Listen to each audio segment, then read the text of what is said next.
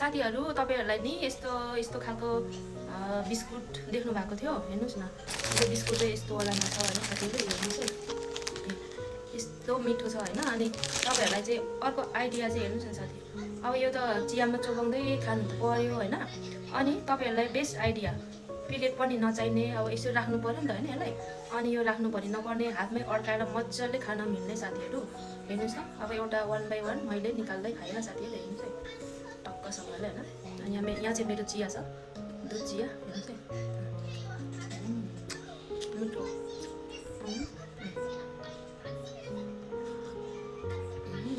अब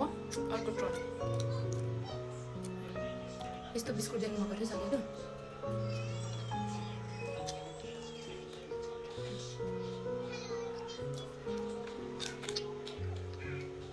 साथीहरु मेरो आइडिया कस्तो लाग्यो प्लिज कमेन्ट गर्नुस् ल